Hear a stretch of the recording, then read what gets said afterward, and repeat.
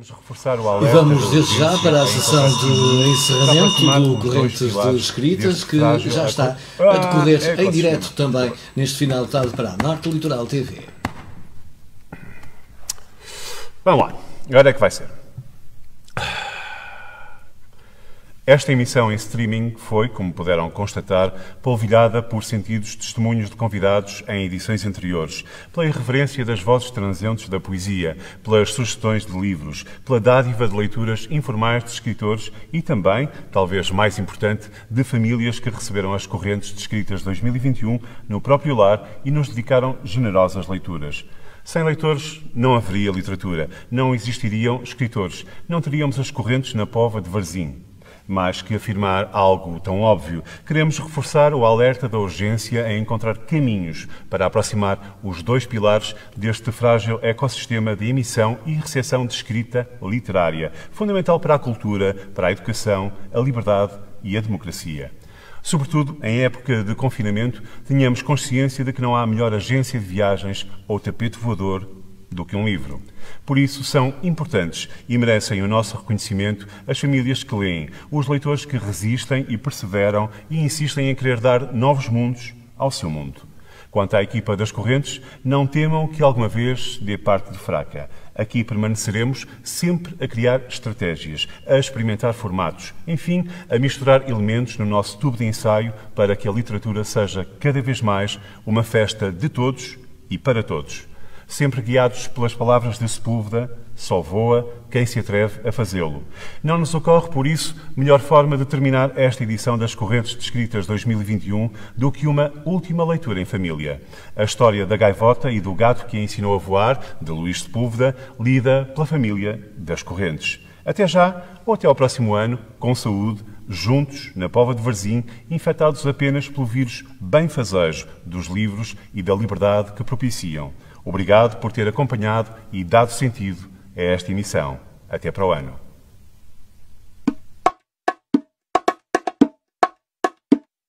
História de gaivota e do gato que ensinou a voar.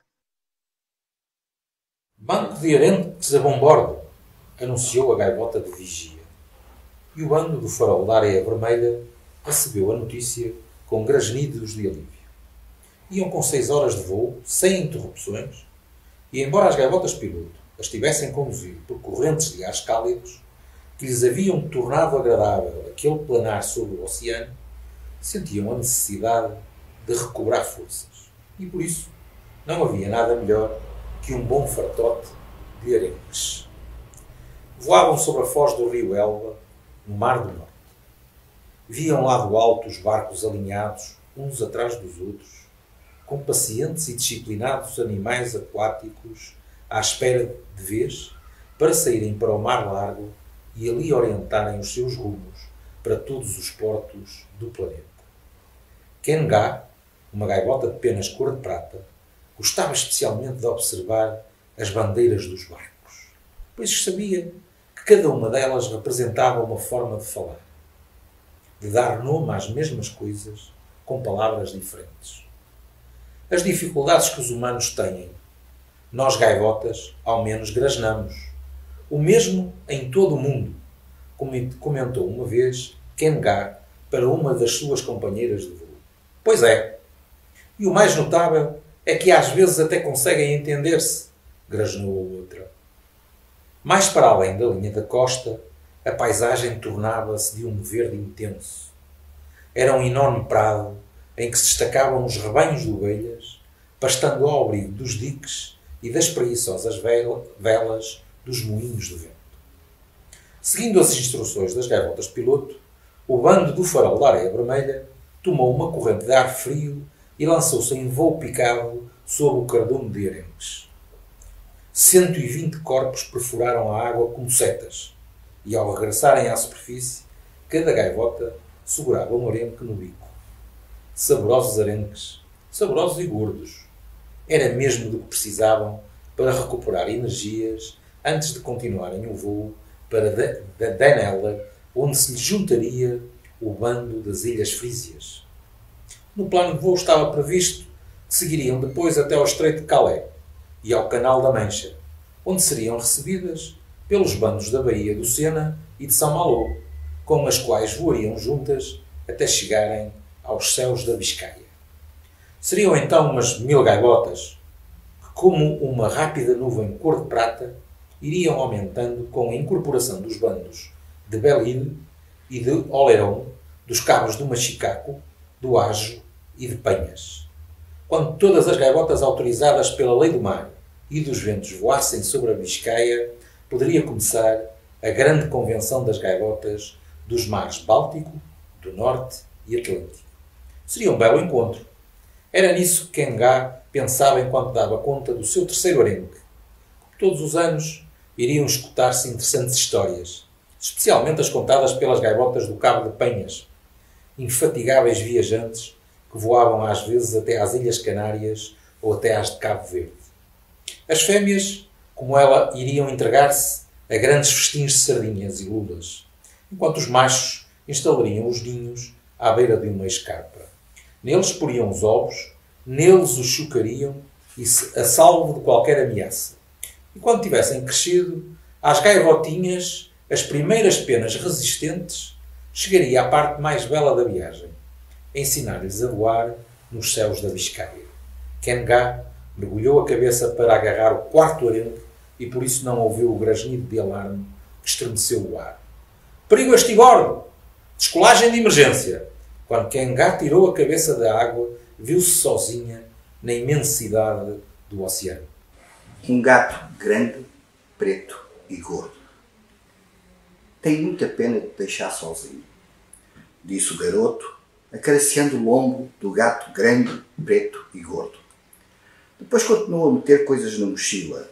Pegava numa cassete do Grupo Puro, um dos seus favoritos, guardava-a, tinha dúvidas, tirava-a e não sabia se havia de tornar a metê-la na mochila ou deixá-la em cima da mesa de cabeceira. Era difícil decidir o que havia de levar para as férias e o que devia deixar em casa. O gato grande, preto e gordo, olhava para ele com atenção, sentado no peitoril da janela, o seu lugar favorito. Guardei os óculos de nadar, Zorbas. Viste os meus óculos de nadar? Não sabes o que perdes. Nadar é um dos esportes mais divertidos. Vão as bolachinhas? Ofereceu o garoto, pegando na caixa de bolachas para gatos. Serviu-lhe uma ração mais que generosa. E o gato grande, preto e gordo, começou a mastigar lentamente para prolongar o prazer. Que bolachas deliciosas, estaladiças e a saber a peixe. É bom, rapaz, pensou o gato de boca cheia. Bom, rapaz, é o melhor que há, corrigiu ele enquanto engolia. Zorbas, o gato grande, preto e gordo, tinha muito boas razões para pensar isto do garoto, que não só gastava o dinheiro da sua mesada naquelas deliciosas bolachas, como ainda lhe mantinha sempre limpo o caixote de areia onde aliviava o corpo e o instruía falando-lhe de coisas importantes.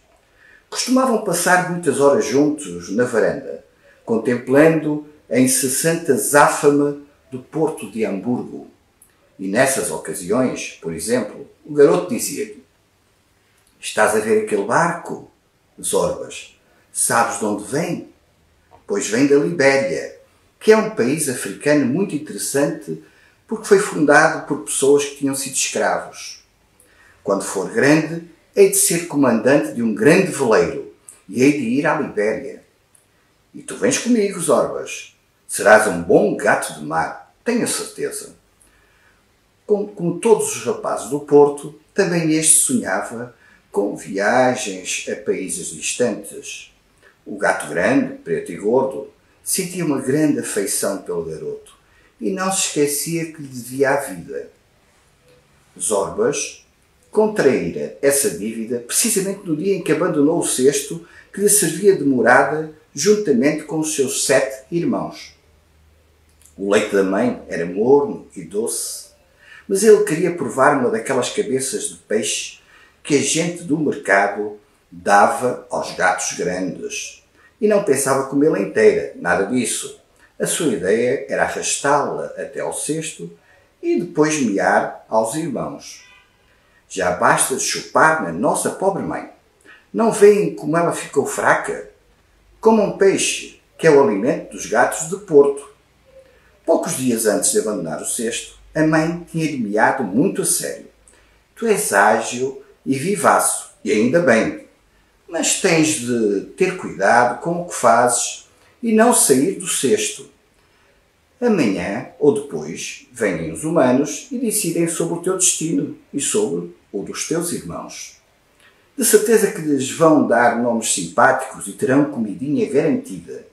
É uma grande sorte terem nascido num porto, pois nos portos as pessoas gostam dos gatos e protegem-nos.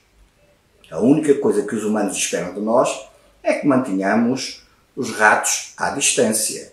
Sim, meu filho, ser um gato de Porto é uma grande sorte, mas tu tens de ter cuidado, porque há em ti qualquer coisa que te pode tornar infeliz.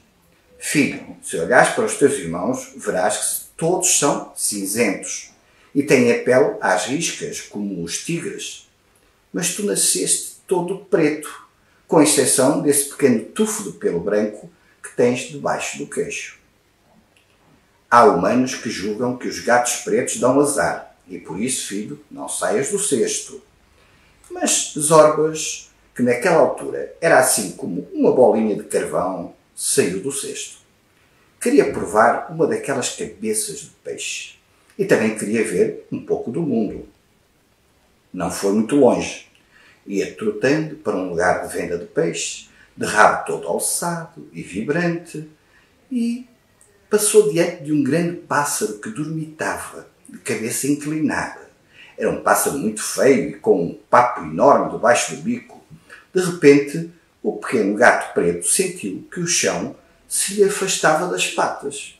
E sem compreender o que estava a acontecer, deu consigo às voltas no ar, lembrando-se de um dos primeiros ensinamentos da mãe. Procurou um lugar onde caísse em cima das 4 patas. Mas lá embaixo esperava-o o pássaro de bico aberto. Caiu-lhe no papo, que estava muito escuro e cheirava horrivelmente. Deixa-me sair, liou ele desesperado. Vá lá, podes falar, grasnou o pássaro sem abrir o bico. Que bicho és tu? Ou me deixas sair ou arranho-te, miou ele ameaçador. Desconfio que és uma rã. Tu és uma rã? Perguntou o pássaro sempre de bico fechado. Estou a afogar-me, pássaro idiota, gritou o gatinho. Sim, és uma rã preta, que curioso. Sou um gato e estou furioso, deixa-me sair ou ainda te arrependes. Miou o pequeno Zorbas, procurando onde havia de cravar as garras do papo às escuras. Julgas que não sei distinguir um gato de uma rã? Os gatos são peludos, velozes e cheiram a pantufa. Tu és uma rã. Uma vez comi várias rãs e não eram más, mas eram verdes. Ouve lá, não serás tu uma rã venenosa? Grasnou o pássaro preocupado. Sim, sou uma rã venenosa e além disso dou azar. Que dilema! Uma vez engoli um ouriço venenoso e não me aconteceu nada. Que dilema! Engulo-te ou cuspo-te? Meditou o pássaro, mas não grasnou mais nada, porque se agitou, bateu as asas e finalmente abriu o bico. O pequeno Zorbas, todo molhado de babas, deitou a cabeça de fora e saltou para o chão. Então viu o garoto que segurava o pássaro agarrado pelo cachaço e o sacudia. Deves estar cego, pelicano imbecil. Vem cá, gatinho. Por pouco acabavas da pança deste passarão, disse o garoto, colocando-o nos braços. Assim começara aquela amizade que já durava há 5 anos. O beijo que o garoto lhe deu na cabeça desviou das suas recordações. Viu-o enfiar a mochila, caminhar para a porta e de lá despedir-se mais uma vez. Vemo-nos daqui a 4 semanas. Pensarei em ti todos os dias, Zorbas, prometo. Adeus, Zorbas, adeus, Gordalhufo, despediram-se os 2 irmãos mais novos do garoto. O gato, grande, preto e gordo, ouviu-os fechar a porta, a 7 chaves, e correu para uma janela que dava para a rua, para ver a sua família adotiva antes de ela se afastar. O gato grande, preto e gordo respirou com prazer. Durante 4 semanas seria dono e senhor do apartamento. Um amigo da família iria todos os dias abrir-lhe uma lata de comida e limpar o caixote de areia. 4 semanas para preguiçar pelos cadeirões, pelas camas, ou para ir até à varanda, trepar ao telhado, saltar de lá para os ramos do velho castanheiro e descer pelo tronco até ao pátio interior, onde costumava encontrar-se com os outros gatos do bairro. Não ia aborrecer-se, nem por sombras. Assim pensava os Orbas, o gato grande, preto e gordo, porque não sabia o que lhe iria cair em cima nas próximas horas. As asas para levantar voo, mas a espessa onda que foi mais rápida e cobriu inteiramente. Quando veio ao de cima, a luz do dia havia desaparecido. E depois de sacudir a cabeça, energicamente surpreendeu que a maldição dos mares lhe buscaria a visão.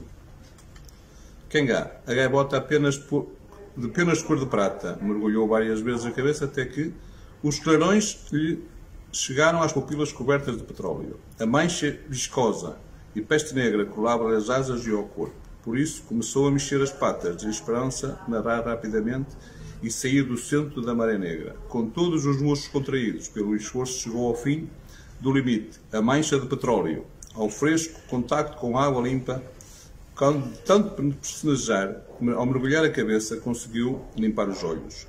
Olhou para o céu e não viu mais do que algumas nuvens que lhe interpunham entre o mar e a intensidade da abóbora celeste.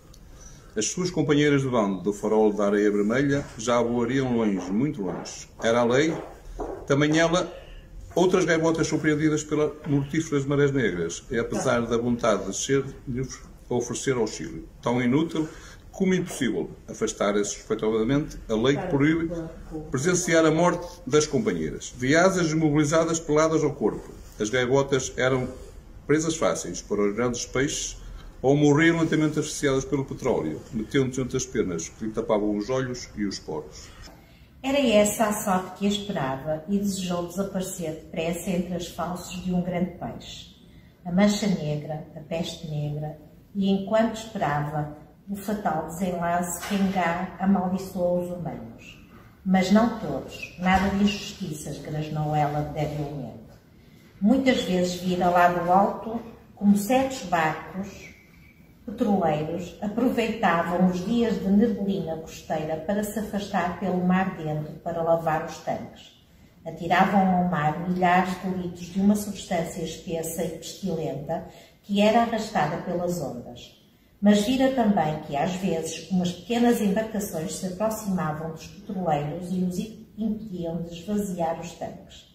Infelizmente, aquelas embarcações decoradas com as cores do arco-íris nem sempre chegavam a tempo de impedir o envenenamento dos mares. Kengá passou as horas mais longas da sua vida poisada à superfície da água, perguntando a si mesma, apavorada, se porventura a esperava a mais terrível das mortes, pior que ser devorada por um peixe, pior que sentir a angústia da asfixia, era morrer de fome. Desesperada perante a ideia de uma morte lenta, sacudiu-se toda e verificou com espanto que o petróleo não lhe tinha colado as asas ao corpo. Tinha as penas impregnadas daquela substância espessa, mas ao mesmo tempo podia estendê-las. Talvez tenha ainda uma possibilidade de sair daqui, e quem sabe se, voando alto, muito alto, o sol não lhe derreterá o petróleo, grasnou Kengá. Veio-lhe à memória uma história ouvida a uma velha gaivota das Ilhas Físias, que falava de um humano chamado Ícaro que, para realizar o sonho de voar, fabricara umas asas com penas de águia e voara alto, até muito perto do sol, tanto que o calor deste derreteu a cera com que colara as penas e caiu. Kengá bateu as asas energicamente, encolheu as patas, ergueu-se os 2 palmos e caiu de bordo na água. Antes de tentar de novo submergir o corpo, moveu as asas debaixo da água. Desta vez, ergueu-se mais de 1 metro antes de cair. O maldito petróleo pegava-lhe as penas da rabadilha, de tal maneira que não podia orientar a subida. Mergulhou uma vez mais e, com o bico, puxou pela capa de imundície que lhe cobria a cauda. Suportou a dor das penas arrancadas, até que finalmente verificou que a sua parte traseira estava um pouco menos suja. À quinta tentativa, Kengá conseguiu levantar o voo. Batia as asas com desespero, pois o peso da camada do petróleo não lhe permitia planar. Bastaria uma só pausa para ir para ali abaixo. Por sorte, era uma gaivota jovem e os burros respondiam de boa forma. Ganhou a altura, sem deixar de mover as asas. Olhou para baixo e viu a costa, que se perfilava apenas como uma linha branca. Viu alguns barcos movendo-se como diminutos objetos sobre um pano azul. Ganhou mais altura, mas os esperados efeitos de sol não a atingiam. Talvez os seus raios produzissem um calor muito fraco. No então era a camada de petróleo que era excessivamente espessa. Kengá compreendeu que as forças não iam durar muito e, procurando um lugar onde descer, voou terra adentro, seguindo, serpenteando linha verde do Elba. O movimento das asas foi-se tornando cada vez mais pesado e lento. Estava a perder forças. Já não voava tão alto. Numa desesperada tentativa de recuperar a altura, fechou os olhos e bateu as asas com as suas últimas energias. Não soube durante quanto tempo manteve os olhos fechados, mas quando os abriu e ao voar sobre a alta torre constatava um catavento de ouro. São Miguel, grasnou ela, ao conhecer a torre da igreja de Hamburgo.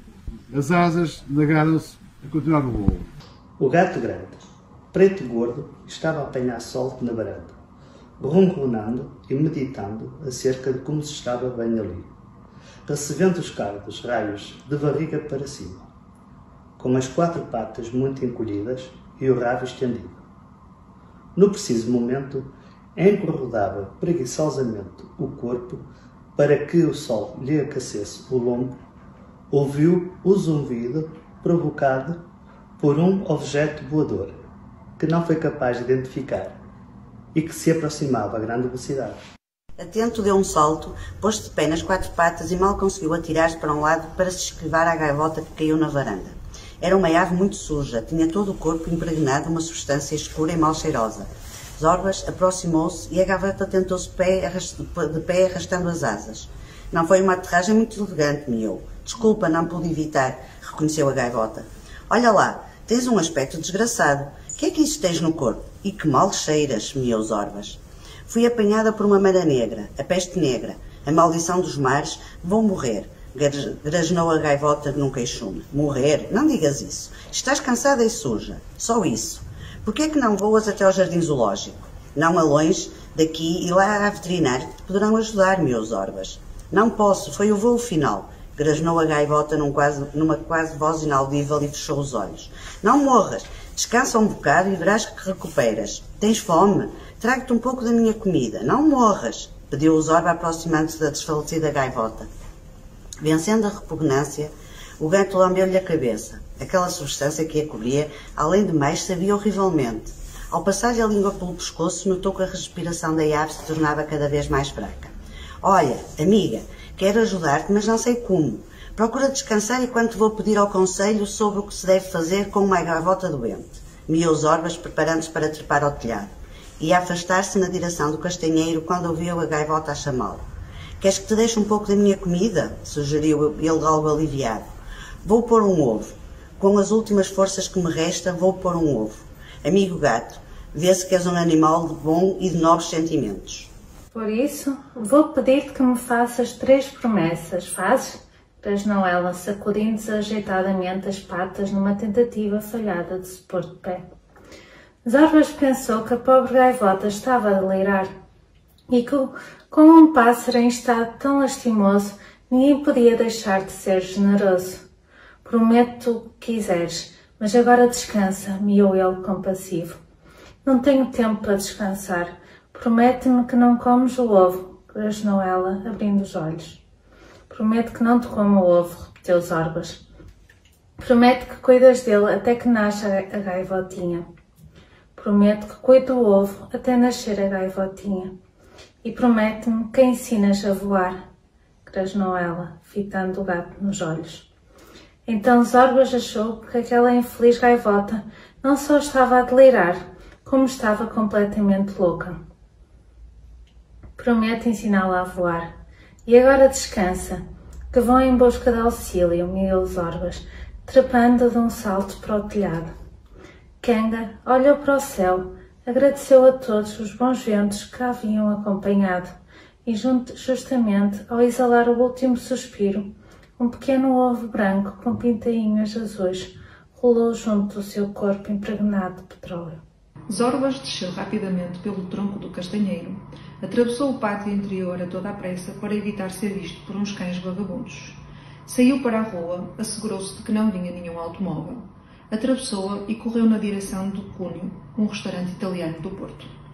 2 gatos que andavam a farejar num contentor de lixo viram-no passar. Ai, compadre, está a ver o que eu estou a ver? Ai, que gordinho tão lindo, miou um. Pois é, compadre, e tão preto. Mais que uma bolinha de gordura, parece uma bolinha de alcatrão. Aonde vais, bolinha de alcatrão? Perguntou o outro. Embora estivesse muito preocupado com a gaivota, Zorbas não estava disposto a deixar passar as provocações daqueles malvados. E por isso interrompeu a corrida. Eriçou a pele do lombo e saltou sobre o contentor de lixo. Estendeu lentamente uma pata da frente, pôs de fora uma garra tão comprida como um fósforo e aproximou-a da cara de uns provocadores. Gostas? Olha que tenho mais 9. Queres experimentá-las num espinhaço? Miou com toda a calma. Com a garra diante dos olhos, o gato engoliu saliva antes de responder. Não, chefe. Está um lindo dia, não acha? Miou ele sem tirar os olhos da garra. O Colonel era um gato de idade indefinível. Alguns diziam que tinha tantos anos como o restaurante que o albergava.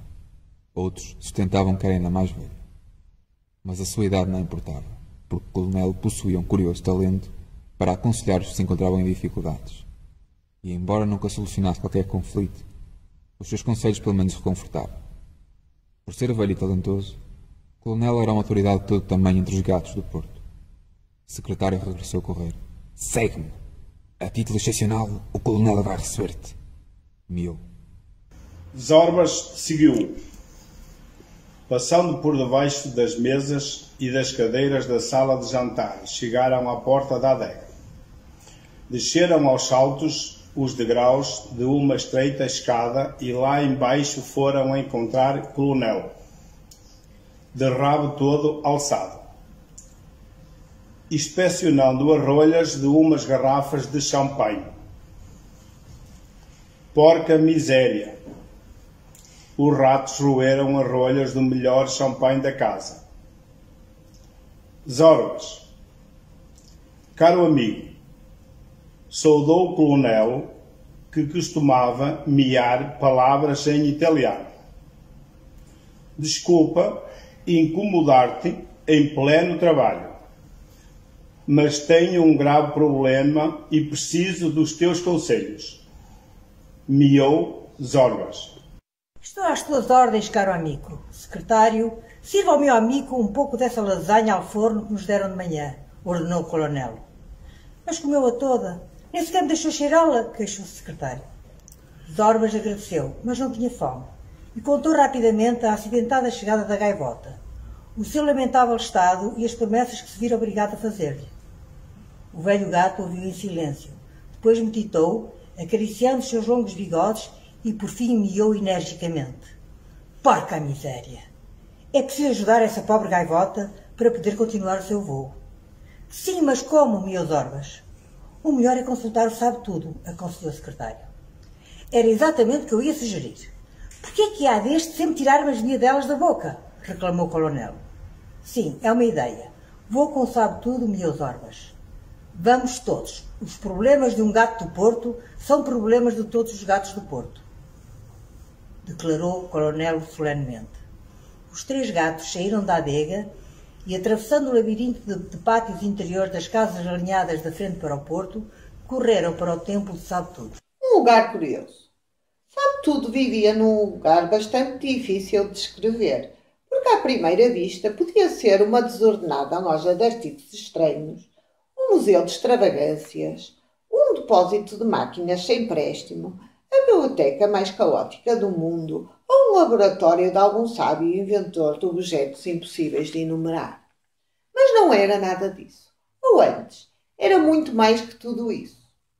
Um lugar chamava-se Harry, Bazar do Porto, e o dono Harry era um velho lobo do mar que, ao longo de 50 anos de navegação pelos 7 mares, se dedicara a colecionar toda a espécie de objetos nas centenas de portos que conhecera. Quando a velhice se lhe instalou nos ossos, Harry decidiu trocar a vida de navegante pela de marinheiro em terra e abriu o bazar com todos os objetos reunidos. Alugou então em casa de um lado, de 2 andares, mas nem nisso chegou. Por fim, depois de alugar uma terceira casa, conseguiu colocar todos os seus objetos, agora sim, dispostos de acordo com um particularíssimo sentido da ordem. Nas 3 casas, unidas por passadiços e escadas estreitas, havia perto de 1 milhão de objetos, entre os quais há a destacar os seguintes: 7.200 chapéus de abas flexíveis para que o vento os não levasse, 160 rodas de leme de barcos enjoados que tantas voltas deram ao mundo, 245 lanternas de embarcações que desafiaram as mais espessas trevas, 12 telégrafos de comandos batidos pelas mãos iracundos capitães, 256 bússolas que nunca perderam o norte, 6 elefantes de madeira de tamanho natural, 2 girafas embalsamadas em atitude de quem contempla a savana, um urso polar embalsamado em cujo ventre descansava a mão direita, também embalsamada, de um explorador norueguês, 700 ventiladores cujo pás ao girar recordavam as frescas brisas do entardecer nos trópicos, 1.200 redes de dormir de juta que garantiam os melhores sonhos, 1.300 marionetes de Sumatra que apenas tinham interpretado histórias de amor, 123 projetores de diapositivos que mostravam paisagens em que se podia ser sempre feliz, 54.000 romances em 47 idiomas, 2 reproduções da Torre Eiffel, a primeira construída com 500.000 de alfinetes de alfaiate e a segunda com 300.000 palitos, 3 canhões de barcos corsários ingleses, 17 âncoras encontradas no fundo do Mar do Norte, 2.000 quadros de cenas de pôr do sol, 17 máquinas de escrever que haviam pertencido a famosos escritores, 128 cerolas de flanela para homens de 2 metros de altura, 7 fracos para anões, 500 pipas de espuma do mar, um astrolábio que teimava em assinar o Cruzeiro do Sul, 7 búzios gigantes de onde saíam longínquas ressonâncias de míticos naufrágios, 12 quilómetros de seda encarnada, 2 escortilhas de submarinos e muitas outras coisas que levaria o tempo a enumerar. Para visitar o bazar havia que pagar uma entrada e uma vez lá dentro o visitante precisava de um grande sentido de orientação para não perder o seu labirinto de salas sem janelas, longos corredores e escadas estreitas. Harry tinha 2 mascotes. Uma era Matias, um chimpanzé que exercia as funções de bilheteiro e de vigilante de segurança. Jogava às damas como um velho marinheiro. É claro que muito mal. Bebia cerveja e tentava sempre dar o troco a menos. A outra mascote era Sabe-Tudo, um gato cinzento, pequeno e magro, que dedicava a maior parte do seu tempo ao estudo dos milhares de livros que por lá havia. Colonel, secretário e Zorbas entraram no bazar de rabos muito empinados. Lamentaram não ver Harry atrás da bilheteira, porque o velho tinha sempre palavras carinhosas e uma salsicha para eles. Um momento, ó seus sacos de pulgas! Esquecem-se de pagar a entrada! Guinchou Matias. Desde quando é que os gatos pagam? Protestou o secretário. O aviso da porta diz: entrada, 2 marcos. Não está escrito em parte nenhuma que os gatos entram de graça.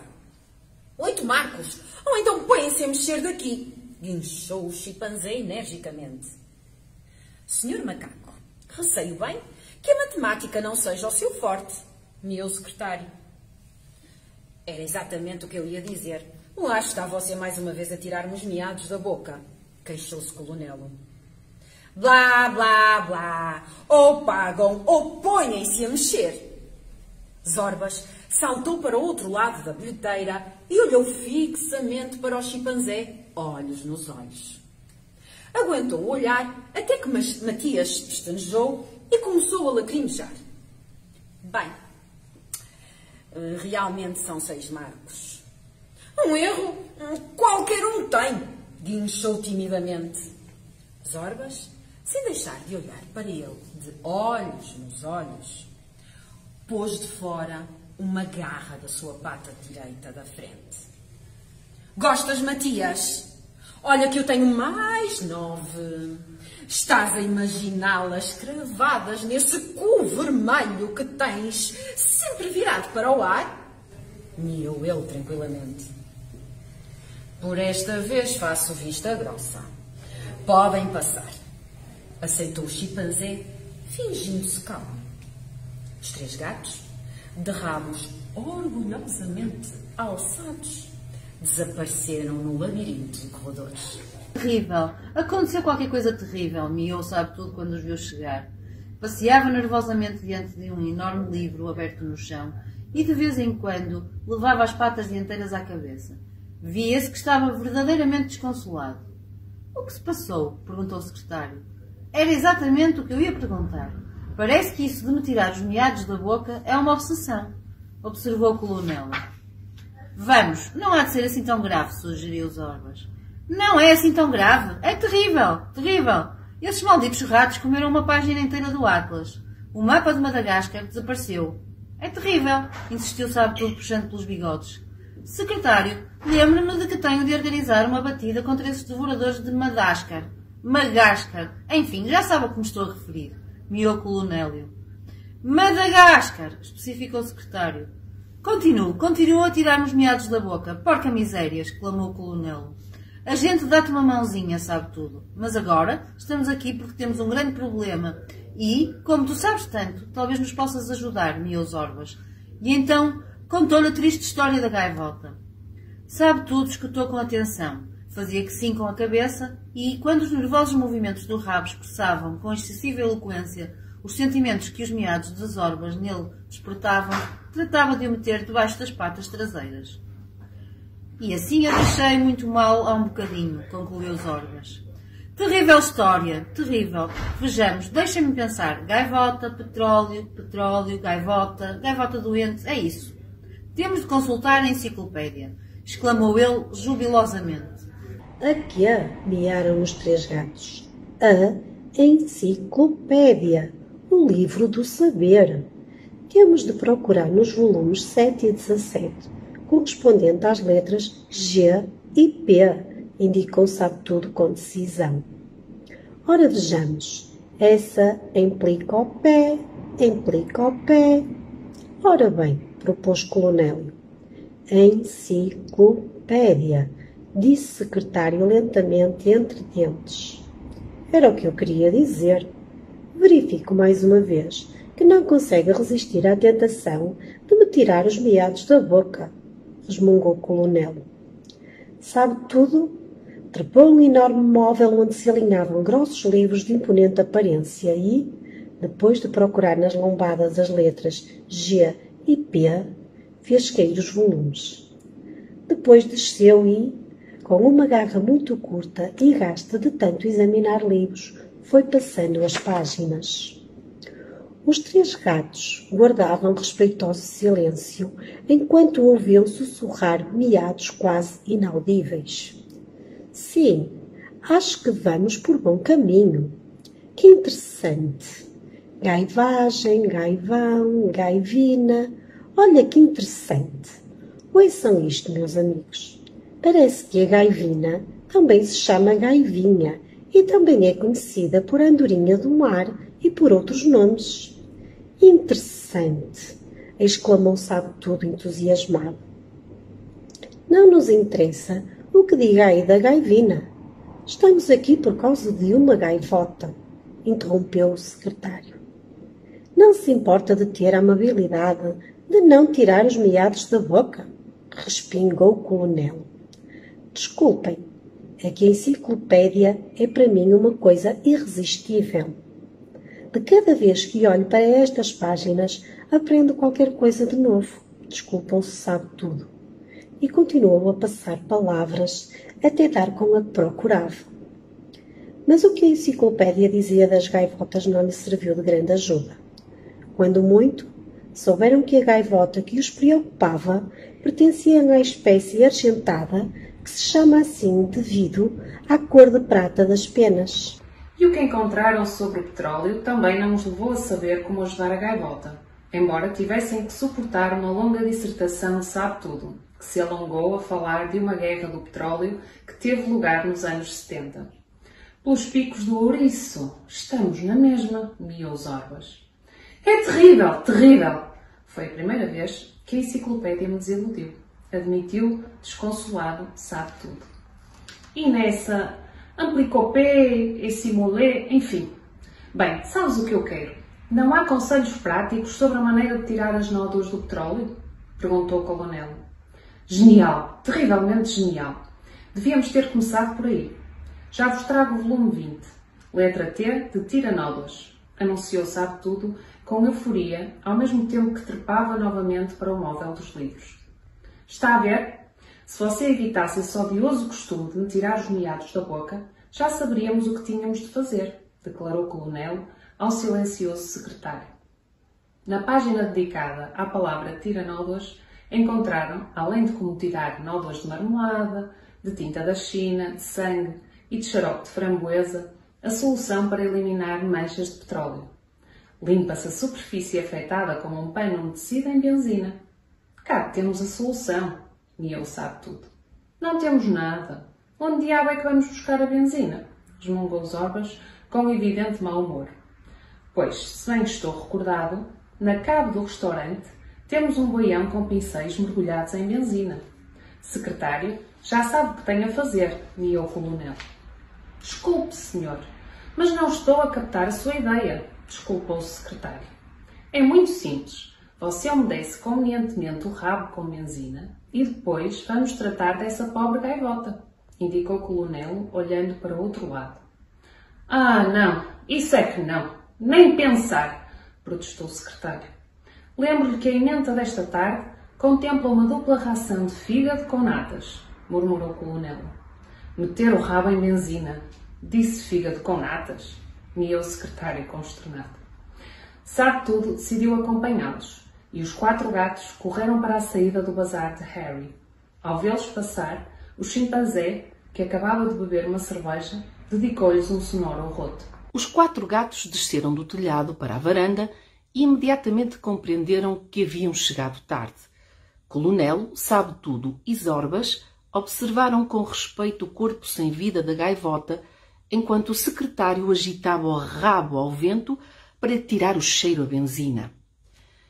Acho que devemos juntar-lhe as asas. É o que se faz nestes casos, indicou o coronel.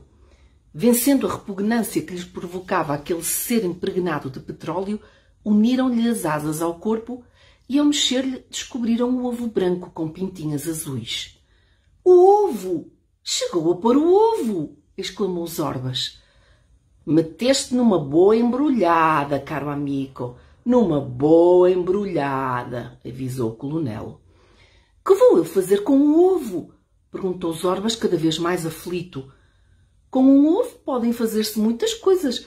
Uma omeleta, por exemplo, propôs o secretário. — Ah, sim. Uma vista de olhos pela enciclopédia logo nos dirá como preparar a melhor das omeletas. O tema aparece no tomo 16, letra O. Garantiu Sabe-Tudo. Disso nem miar. O Zorbas prometeu a essa pobre gaivota que cuidaria do ovo e da gaivotinha. Uma promessa de honra contraída por um gato do Porto obriga todos os gatos do Porto e por isso o ovo diz-nos respeito, declarou solenemente Colonelo. Mas eu não sei tratar de um ovo. Até agora nunca tive um ovo ao meu cuidado. Miou Zorbas, desesperado. Então, todos os gatos olharam para Sabe Tudo. Talvez na sua famosa enciclopédia houvesse qualquer coisa a esse respeito.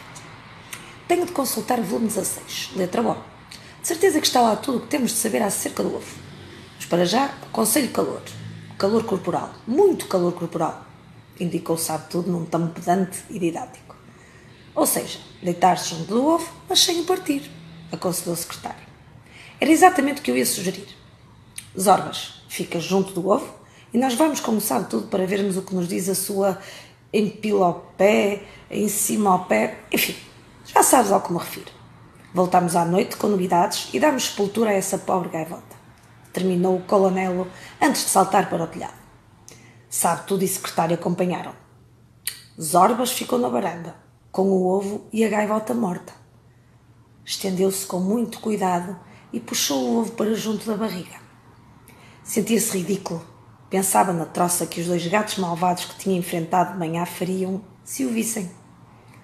Mas uma promessa é uma promessa.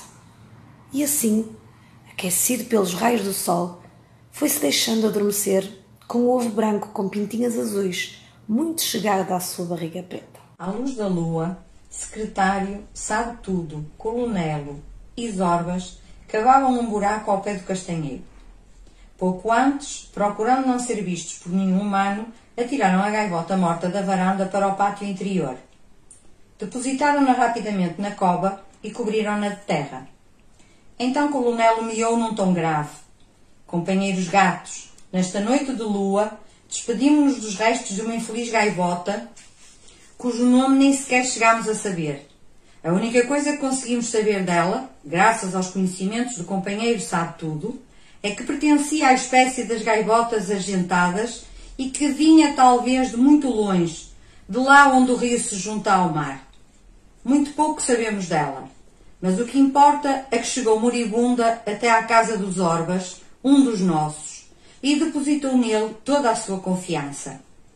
O Zorbas prometeu-lhe cuidar do ovo que ela pôs antes de morrer, da gaivotinha que dele vai nascer, e o mais difícil, companheiros, prometeu ensiná-la a voar. Voar, volume 23, letra V. Ouviu-se Sabe Tudo murmurar. É exatamente o que o Sr. Colonelo ia a dizer. Não lhes tires os miados da boca, aconselhou o secretário. Promessas difíceis de cumprir, continuou o impassível Colonelo. Mas sabemos que um gato do Porto cumpre sempre os seus miados. Para o ajudar a conseguir, ordeno que o companheiro Zorbas não abandone o ovo até a gaivotinha nascer e que o companheiro Sabe Tudo consulte a sua enciclopédia, enfim, aqueles livros, tudo o que tiver a ver com a arte de voar. E agora, digamos adeus a esta gaivota, vítima da desgraça provocada pelos humanos. Estiquemos os pescoços para a lua e miemos a canção do adeus dos gatos do Porto. Os 4 gatos começaram a miar uma triste litania ao pé do velho castanheiro.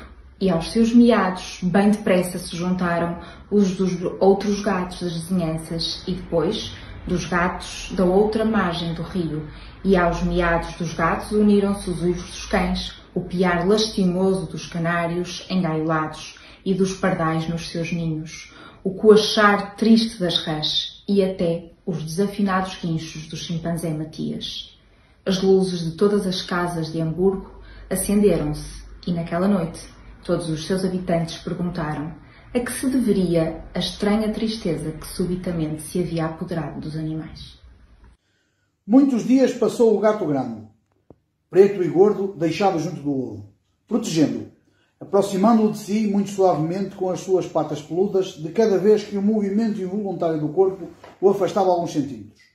Foram longos e incômodos dias que às vezes se lhe afiguravam totalmente inúteis, pois via-se a cuidar de um objeto sem vida, de uma espécie frágil de pedra, embora fosse branca e com pintinhas azuis.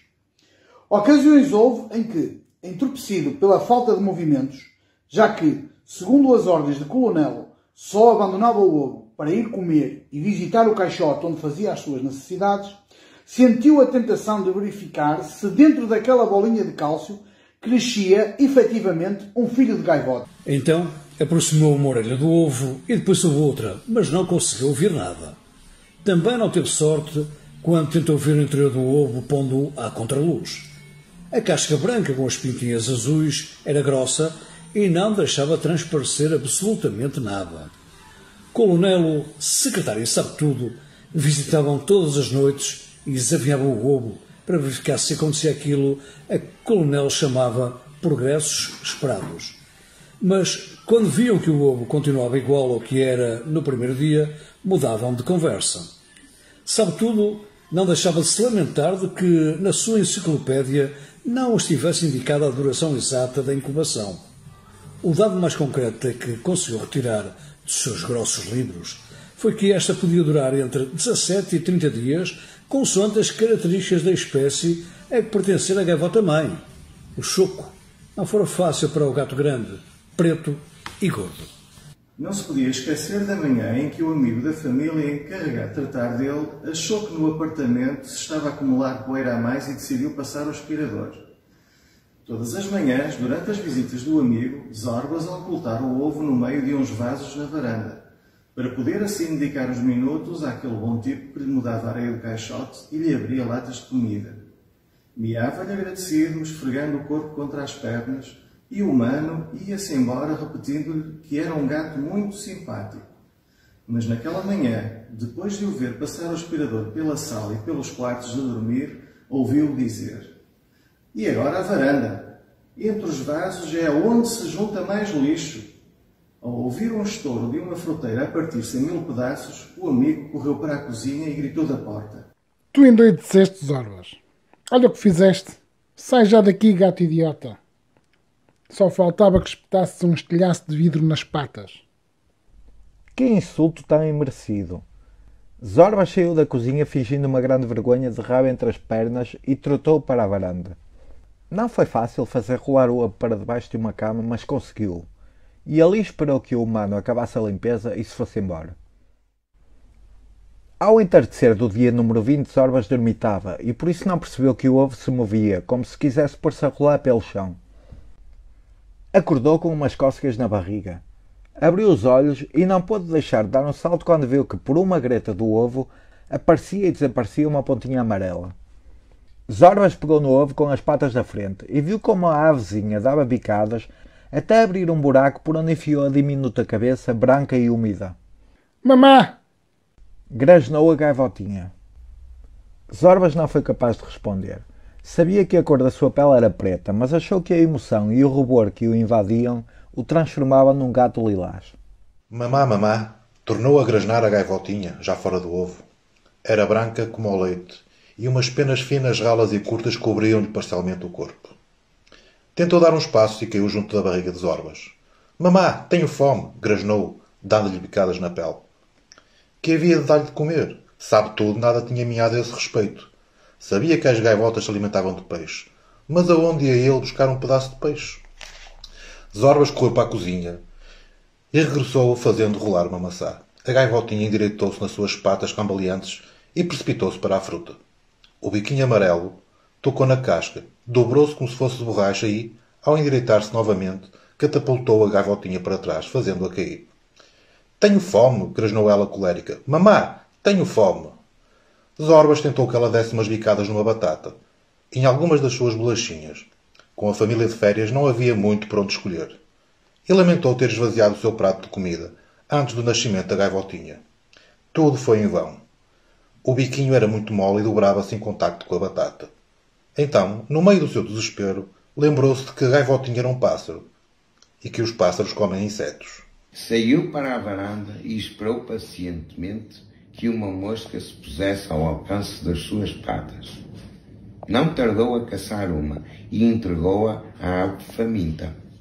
A gaivotinha pegou na mosca com o bico, apertou-a e, fechando os olhos, engoliu-a. "Rica comida! Quero mais!" "Mamã, quero mais!" grasnou ela entusiasmada. Zorbas saltavam de uma ponta à outra da varanda. Havia reunido 5 moscas e uma aranha, quando do telhado da casa em frente lhes chegaram as vozes conhecidas de 2 gatos malvados que enfrentara dias antes. Olhe, compadre, o gordinho está a fazer ginástica rítmica. Com um corpo assim, qualquer um é bailarino, miou um. Eu acho que está a praticar aeróbica. Que belo gordinho, que gracioso. Olhem para aquele estilo. Ouve lá, bola de gordura. Vais apresentar-te a um concurso de beleza? Miou o outro. Os 2 malvados riam, sentindo-se seguros, do outro lado do pátio. De boa vontade, Zorbas os teria feito experimentar o fio das suas garras, mas estavam longe, de modo que voltou para junto da gaivotinha faminta, com o seu espolo de insetos. A gaivotinha devorou as 5 moscas, mas negou-se a provar a aranha. Satisfeita, soluçou e encolheu-se toda colada ao ventre de Zorbas. Mamã, tenho sono, grasnou. Ouve, tenho muita pena, mas eu não sou tua mamã, miou Zorbas. Claro que és minha mamã, e és uma mamã muito boa, replicou ela, fechando os olhos. Quando o coronel, secretário e sabe tudo, chegaram, encontraram a gaivotinha adormecida ao pé de Zorbas. Parabéns, és uma vizinha muito bonita. Quanto pesava ao nascer? Perguntou o sabe tudo. Que pergunta é essa? Eu não sou a mãe deste passarito, disse Zorbas, dando-se por desentendido. É o que se pergunta sempre nestes casos, não leves a mal. A verdade é que se trata de um passarinho muito bonito, sentenciou o coronel.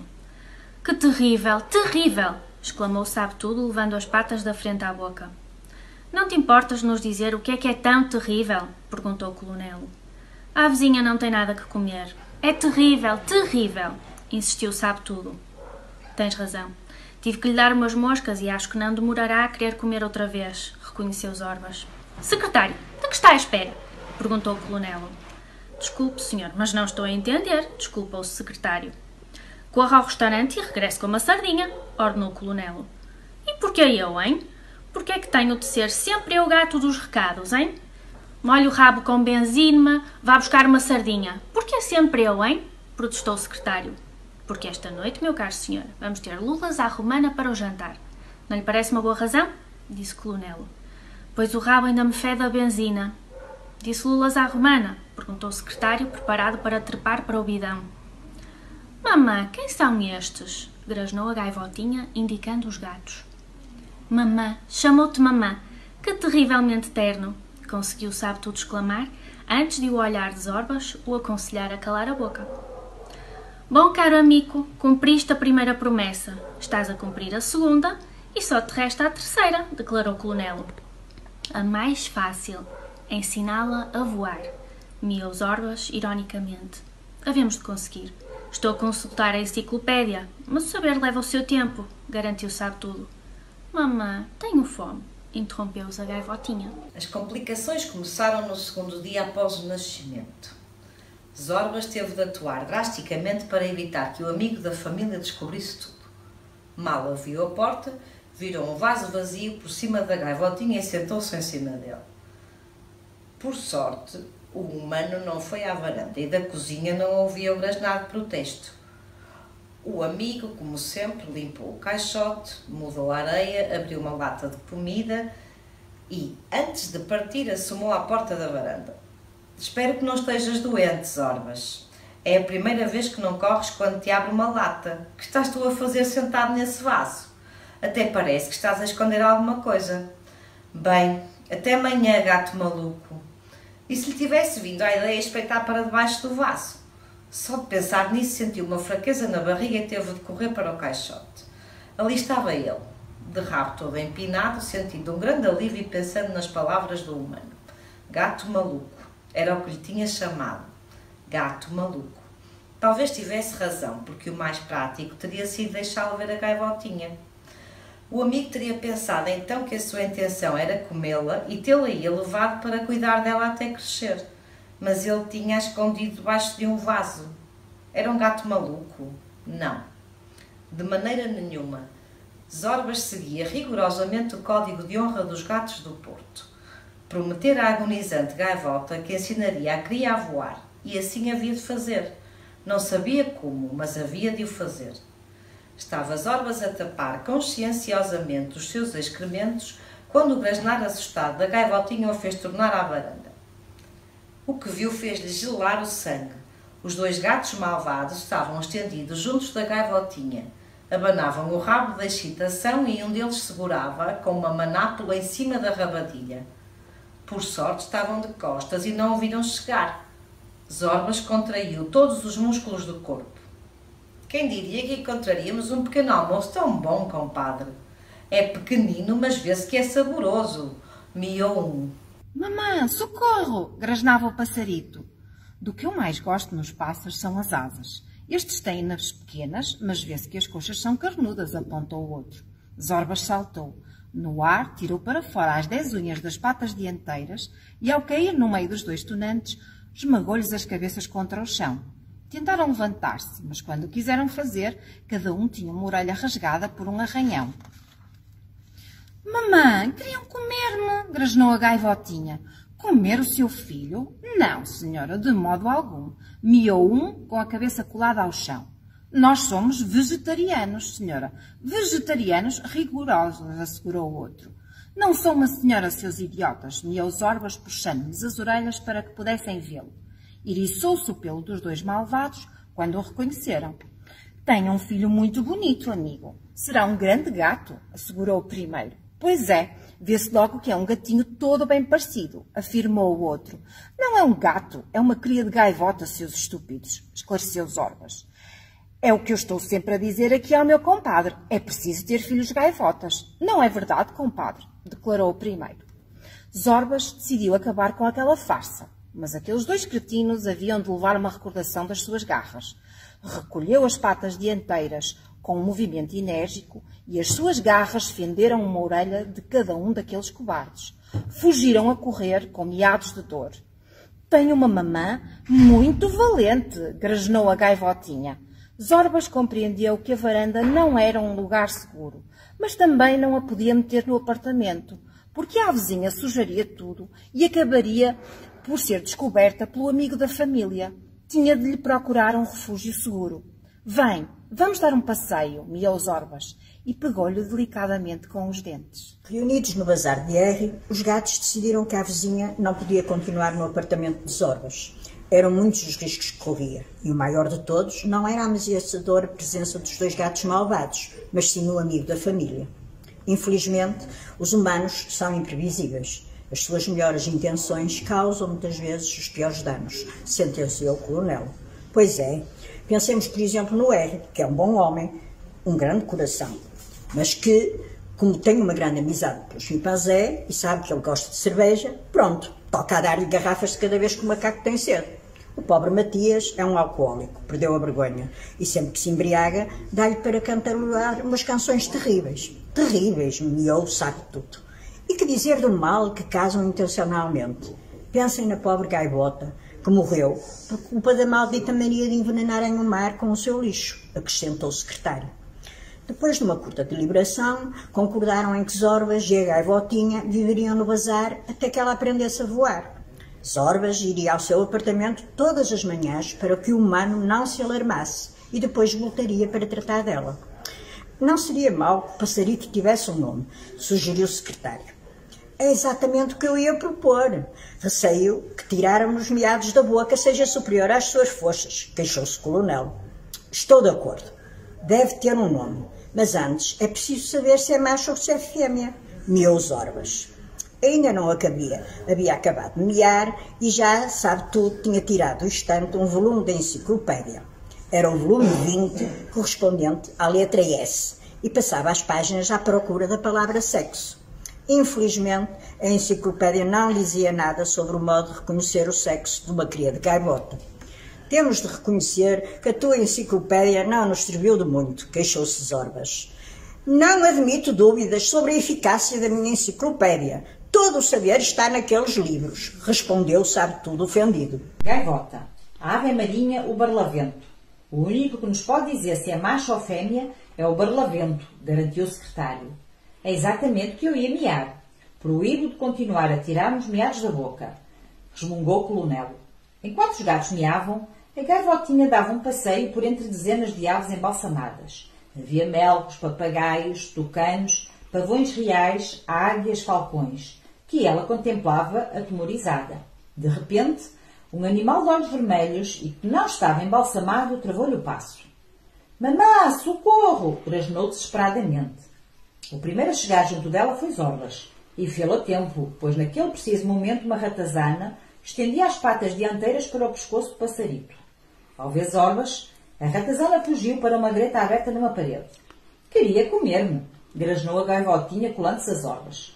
Não pensamos neste perigo. Acho que é preciso miar muito a sério com as ratazanas, indicou Zorbas. De acordo, mas não faças muitas concessões a essas desavergonhadas, aconselhou o Colonel.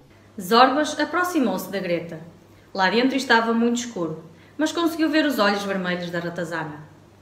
Quero ver o teu chefe, miou Zorbas com decisão. Eu sou o chefe das ratazanas, responderam-lhe do meio da escuridão. Se és o chefe, então vocês valem menos que as baratas. Avisa o teu chefe, insistiu Zorbas. Zorbas ouviu a ratazana afastar-se. As garras dela faziam ranger a canalização por onde deslizava. Passados uns minutos, viu reaparecer os seus olhos vermelhos na penumbra. O chefe vai receber-te. A cave dos búzios, atrás da arca de pirata, há uma entrada, chiou a ratazana. Zorbas desceu até à cave indicada. Procurou atrás da arca e viu que na parede havia um buraco por onde podia passar. Afastou as teias de aranha e embrenhou-se no mundo das ratazanas. Cheirava a umidade e a imundície. Segue os canos de esgoto, chiou uma ratazana que não conseguia ver. Obedeceu. À medida que avançava arrastando o corpo, sentia que a pele se impregnava de pó e lixo. Foi penetrando nas trevas até chegar a uma câmara de esgoto apenas iluminada por um débil feixe de luz natural. Zorbas achou que estava debaixo da rua e que o feixe de luz se escoava pela tampa do esgoto. O lugar era pestilento, mas era suficientemente alto para se poder levantar sobre as quatro patas. Pelo centro corria um canal de águas imundas. Viu então o chefe das ratazanas, um grande roedor de pele escura, com o corpo cheio de cicatrizes, que se entretinha passando uma garra pelos anéis do rabo. Olha, olha, vejam quem nos visita. O gato gordo, chiou o chefe das ratazanas. Gordo, gordo, gritaram em coro dúzias de ratazanas, de quem Zorbas só conseguia ver os olhos vermelhos. Quero que deixem em paz o passarito, miou ele energeticamente. Com que então os gatos têm um passarinho? Eu sabia. Sabem-se muitas coisas nas cloacas. Dizem que é um passarinho saboroso. Muito saboroso. Chiou o chefe das ratazanas. Muito saboroso. Repetiram em cor as outras ratazanas. Esse passarito está sob a proteção dos gatos, miou Zorbas. Vão comê-lo quando crescer? Sem nos convidarem? Egoístas, acusou a ratazana. Egoístas, egoístas, repetiram as outras ratazanas. Como bem sabes, liquidei mais ratazanas que os pelos que tenho no corpo. Se passar alguma coisa com o passarito, têm as horas contadas, avisou Zorbas serenamente. Ouve lá, bola de sebo, já pensaste em como sair daqui? Podemos fazer contigo um bom puré de gato, ameaçou a ratazana. Puré de gato, repetiram as outras ratazanas. Então Zorbas saltou sobre o chefe das ratazanas. Caiu-lhe sobre o lombo, prendendo-lhe a cabeça com as garras. Está quase a perder os olhos. É possível que os teus quase façam de mim puré de gato, mas tu não vais chegar a ver isso. Deixem em paz o passarinho, ameaçou Zorbas. Mas que maus modos tu tens. Está bem, nem puré de gato, nem puré de passarinho. Tudo se pode negociar nas cloacas, aceitou a ratazana. Então negociemos. Que pedes tu em troca de respeitar a vida do passarito? Perguntou Zorbas. Passagem livre pelo pátio. O colonel ordenou que nos cortassem o caminho para o mercado. Passagem livre pelo pátio, chiou a ratazana. De acordo, podem passar pelo pátio, mas de noite, quando os humanos não as veem. Nós, gatos, temos de zelar pelo nosso prestígio, acentuou Zorbas, soltando-lhe a cabeça. Saiu da cloaca a recuar, sem perder de vista nem o chefe das ratazanas nem os olhos vermelhos que, Às dúvidas, o olhavam com ódio. Passarito ou passarita? Passaram-se 3 dias até conseguir encontrar-se com Barlavento, que era um gato de mar, um autêntico gato de mar. Barlavento era a mascote do Anos Segundo, uma poderosa draga encarregada de manter sempre limpo e livre de escolhos o fundo do Elba. Os tripulantes do Anos Segundo gostavam de Barlavento, um gato cor-de-mel com olhos azuis, e consideravam mais um companheiro nas duras tarefas de limpar o fundo do rio.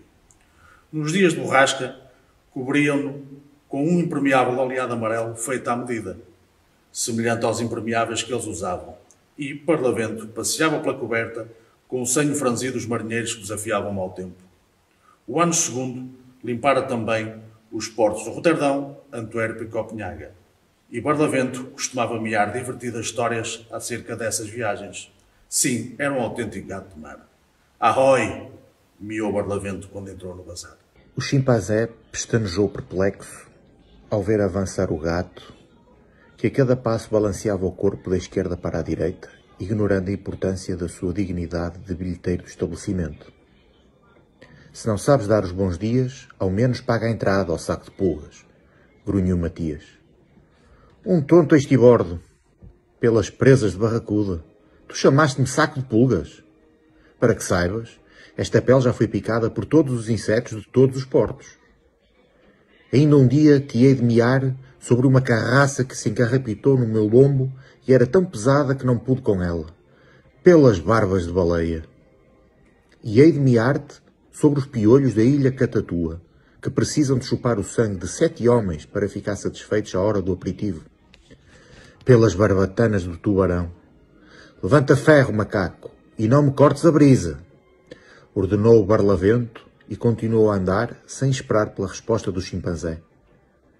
Ao chegar à sala dos livros, cumprimentou pela porta os gatos ali reunidos. Moin!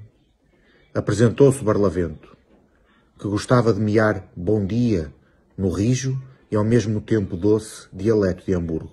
Até que enfim que chegas, capitano. Nem sabes quando precisamos de ti, cumprimentou o coronel.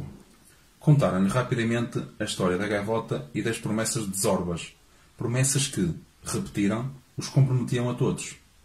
Barlavento ouviu com movimentos contristados da cabeça. Pela tinta da lula, acontecem no mar coisas terríveis. Às vezes, pergunto a mim mesmo se os humanos enlouqueceram ou tentaram fazer do oceano uma enorme lixeira. Acabo de dragar a foz do Elba e nem podem imaginar a quantidade de imundície que as marés arrastam.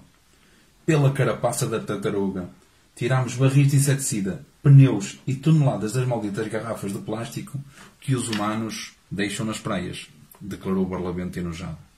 Terrível, terrível. Se as coisas continuarem assim, dentro de muito pouco tempo, a palavra contaminação ocupará todo o volume 3, letra C da enciclopédia, declarou o sabe-tudo escandalizado. E que posso eu fazer por esse pobre pássaro? Perguntou Barlavento. Só tu, que conheces os segredos do mar, nos podes dizer se o passarito é macho ou fêmea, respondeu o coronel. Levaram-no até junto da gaivotinha, que dormia satisfeita, depois de dar conta de uma lula trazida por secretário, que, seguindo as instruções do coronel, se encarregava da sua alimentação. Barlavento estendeu uma pata dianteira, examinou-lhe a cabeça e seguidamente levantou as penas que começavam a crescer-lhe na rabadilha. O passarito procurou Zorbas com olhos assustados. Pelas patas do caranguejo! Exclamou o divertido gato do mar. É uma linda passarita que virá a pôr tantos ovos quanto os pelos que tenho no rabo.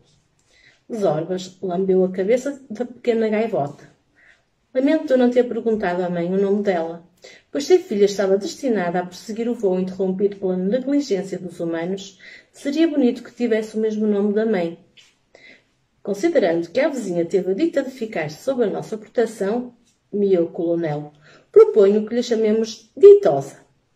Pelas guelras da pescada! É um lindo nome! Festejou Barlavento.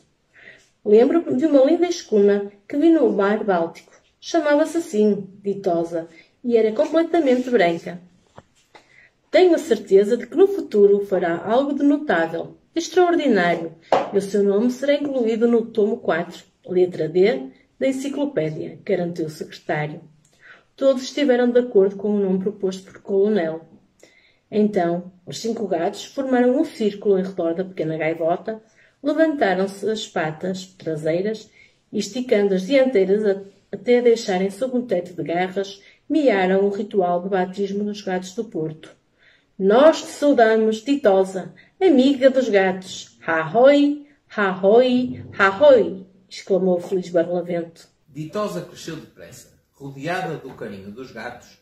Um mês depois de viver no Bazar de Henry, era uma jovem e esbelta gaivota de sedosas penas cor de prata. Quando alguns turistas visitavam o bazar, Ditosa, seguindo as instruções de Colonelo, ficava muito quieta entre as aves embalsamadas, simultando ser uma delas. Mas à tarde, quando o bazar fechava e o velho lobo do mar se retirava, deambulava com o seu passo bamboleante da ave marinha por todas as salas, maravilhando-se diante dos milhares de objetos que por lá havia, enquanto, sabe tudo, consultava e tornava a consultar livros à procura de um método para Zorbas a ensinar a voar.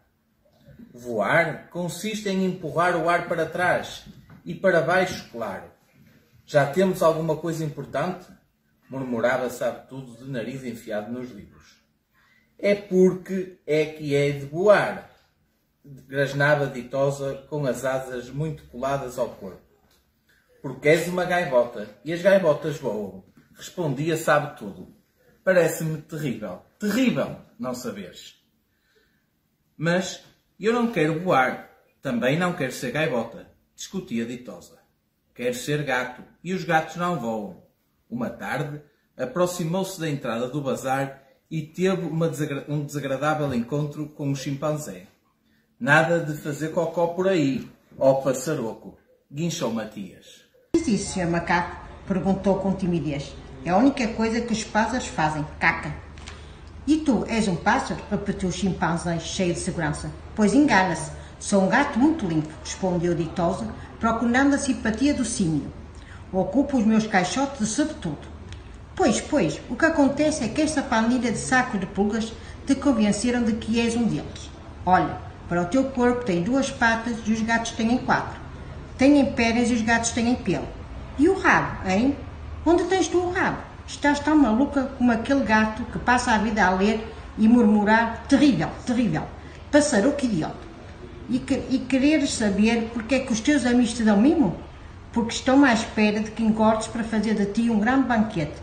Vão comer com penas e tudo, guinchou o chimpanzé. Nessa tarde, os gatos estranharam que a gaivota não viesse a correr comer o seu prato favorito. As lulas que secretário escamoteava da cozinha do restaurante. Procuraram-na muito preocupados e foi Zorbas que a encontrou, encolhida e triste no meio dos animais empalhados.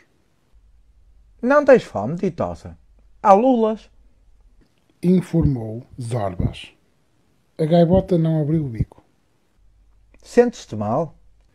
Insistiu Zorbas preocupado. Estás doente?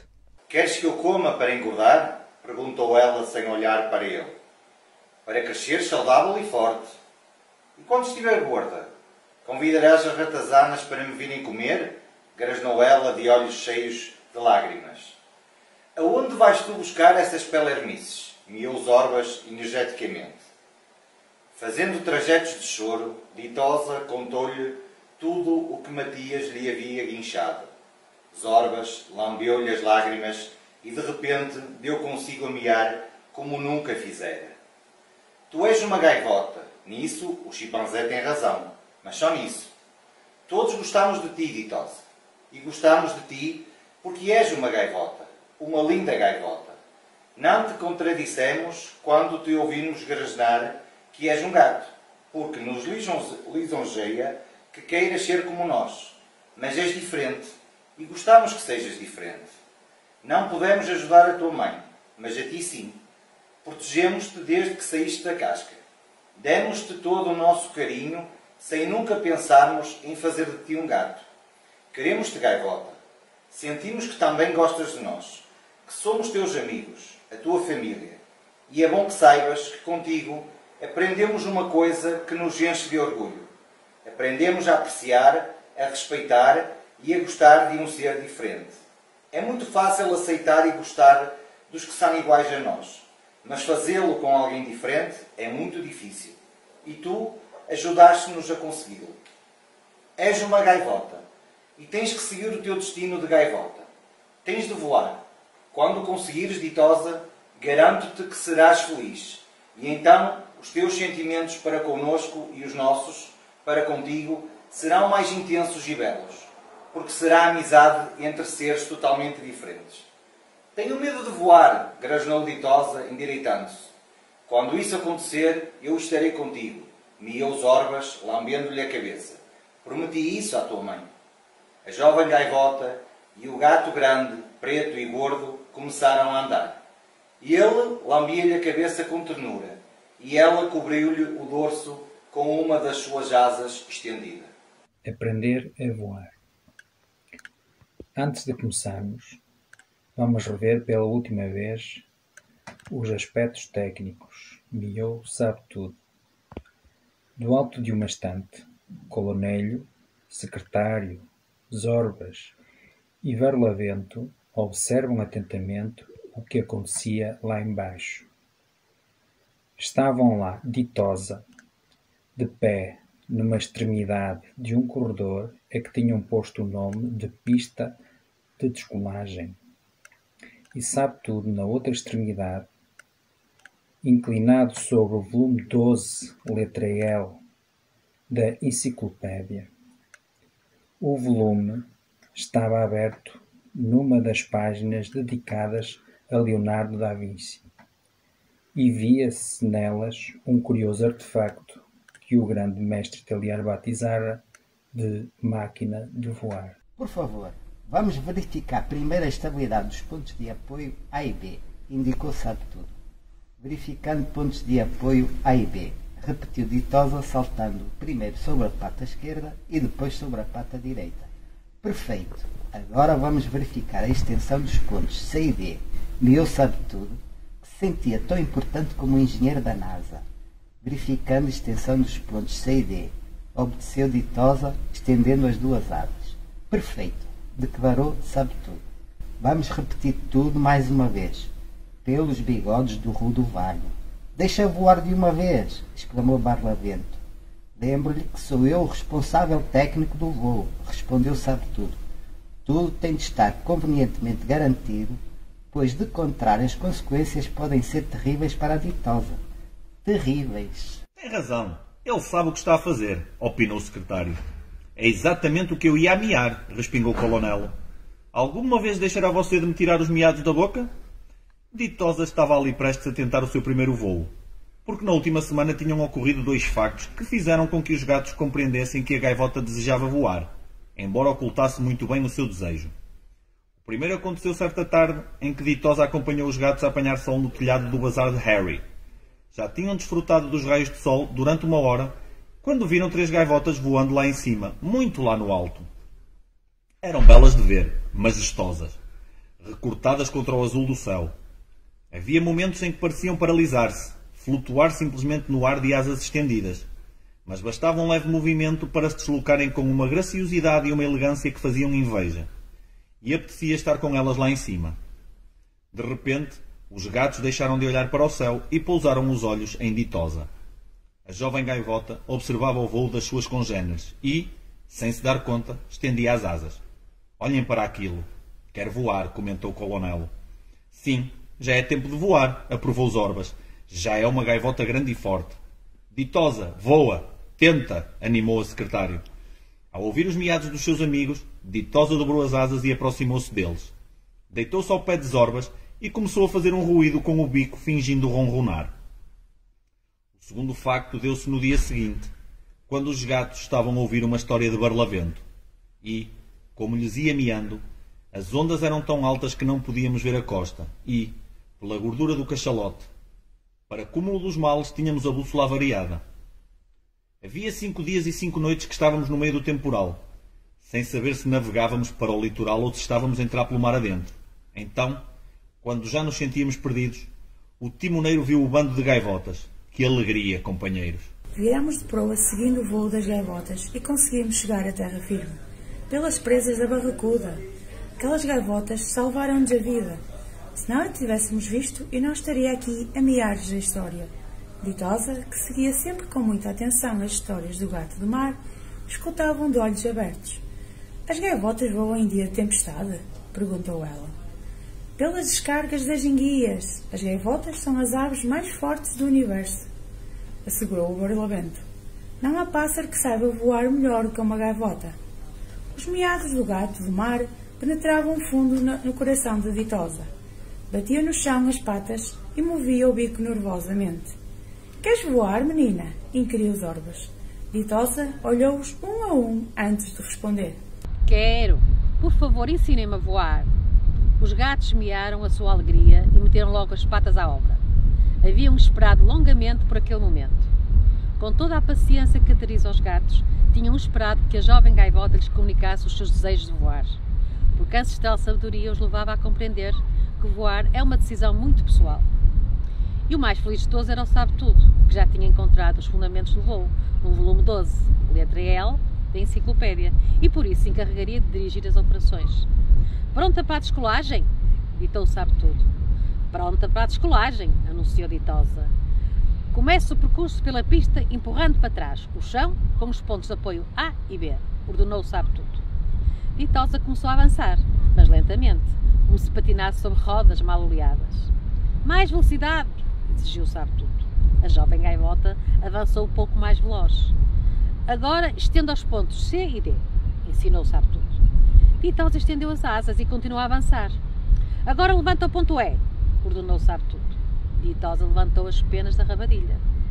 E agora mova de cima para baixo os pontos C e D, para empurrar o A para baixo e simultaneamente encolha os pontos A e B.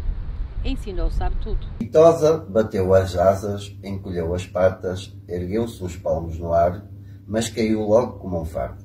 De um salto, os gatos desceram da estante e correram para ela. Estava com os olhos cheios de lágrimas. Sou uma inútil, repetia ela, desconsolada.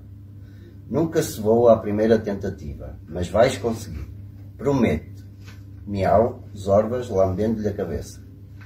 Sabe-Tudo tentava encontrar o erro, revendo uma outra vez a máquina do voar de Leonardo. 17 vezes tentou Ditosa levantar voo e 17 vezes acabou no chão depois de ter conseguido elevar-se uns poucos centímetros. Sabe-Tudo, mais magro que de costume, arrancara os pelos do bigode depois dos 12 primeiros fracassos e, com miados trementes, tentava desculpar-se. Não entendo. Revi conscienciosamente a teoria do voo, comparei as instruções de Leonardo com tudo o que se diz na parte dedicada à aerodinâmica, volume 1º, letra A da enciclopédia, e, no entanto, não conseguimos. É terrível, terrível. Os gatos aceitavam as suas explicações e toda a sua atenção se centrava em Ditosa, que depois de cada tentativa falhada ia ficando mais triste e melancólica. Depois do último fracasso, Colonel decidiu suspender as tentativas, pois a sua experiência dizia-lhe que a gaivota começava a perder a confiança em si mesma e isso era muito perigoso se de verdade queria voar. Talvez não o possa fazer, opinou o secretário. Se calhar viveu tempo demais connosco e perdeu a capacidade de voar. Seguindo as instruções técnicas e respeitando as leis da aerodinâmica, é possível voar. Não se esqueçam de que está tudo na enciclopédia, apontou Sabe-Tudo. Pelo rabo da raia, exclamou o Barlavento. Ela é uma gaivota e as gaivotas voam.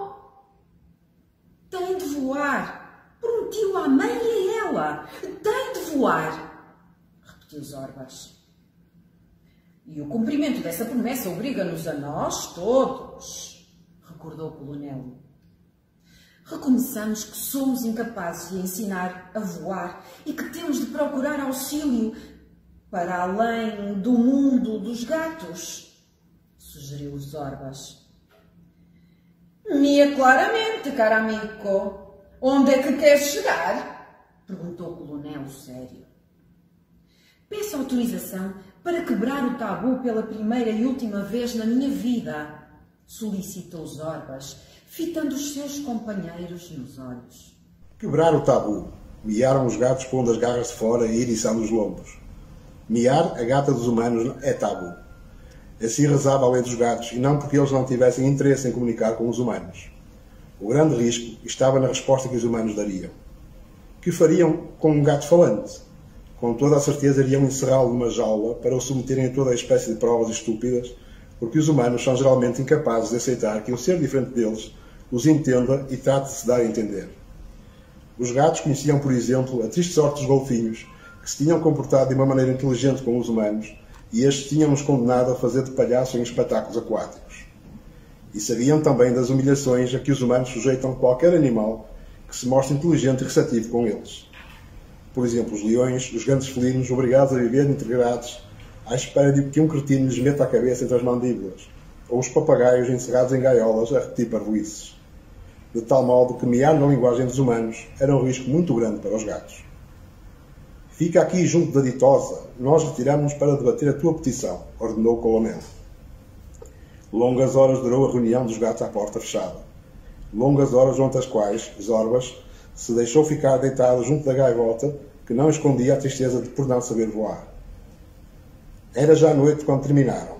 Zorbas aproximou-se deles para conhecer a decisão.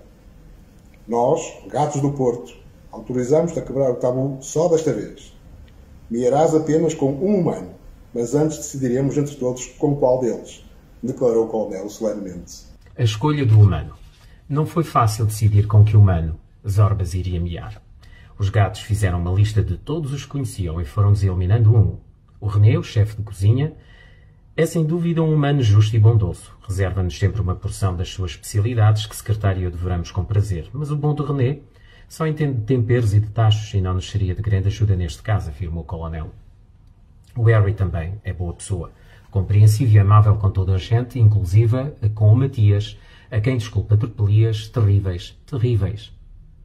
Como tomar banho em patchouli, esse perfume que tem um cheiro terrível, terrível. Além disso, Harry sabe muito de mar e de navegação, mas de voo acho que não faz a menor ideia, comentou sabe tudo. O Carlos, o chefe dos criados do restaurante, garante que eu lhe pertenço e eu deixo acreditar nisso porque é bom tipo.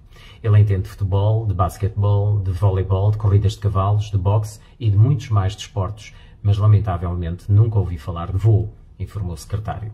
Pelos caracóis da anêmona. O meu capitão é um humano encantador, tanto que na sua última briga num bar de Antuérpia enfrentou 12 tipos que o ofenderam e só deixou metade fora de combate. Além disso, sente vertigem até quando sobe para cima de uma cadeira. Pelos tentáculos do polvo. Não acho que nos sirva, decidiu Barlavento. O garoto lá de minha casa entendia-me, mas está de férias. E que é que um garoto pode saber de voar, meus orbas? Porca miséria. Acabou-se-nos a lista, resmungou o coronel. Não, há um humano que não está na lista, apontou os orbas, o que vive com a Bubulina. Bubulina era uma bonita gata branca e preta que passava longas horas entre os vasos de flores de um terraço. Todos os gatos do Porto passavam lentamente à frente dela, ostentando a elasticidade dos seus corpos, o brilho das suas pelagens esmeradamente asseadas, o comprimento dos seus bigodes, o garbo dos seus rabos empinados, com a intenção de a impressionar, mas Bubulina mostrava-se indiferente e apenas aceitava os carinhos de um humano que se instalava no terraço diante de uma... Era um humano esquisito, que às vezes se ria, depois de ler o que acabava de escrever, e outras vezes amachucava as folhas sem as ler. O seu terraço estava sempre envolvido numa música suave e melancólica que adormecia Bubulina e provocava fundos suspiros nos gatos que por ali passavam. O humano da Bubulina, porque é ele? Quis saber coronel. Não sei. Esse humano inspira-me confiança, reconheceu Zorbas. Ouvi-o ler o que escreve. São palavras belas que alegram ou entristecem, mas produzem sempre prazer e suscitam o desejo de continuar a ouvir. Um poeta. O que aquele humano faz chama-se poesia, volume 17, letra P da enciclopédia, garantiu sabe tudo.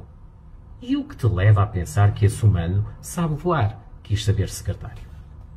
Talvez não saiba voar com asas de pássaro, mas ao ouvi-lo sempre pensei que voou com as palavras, respondeu Zorbas.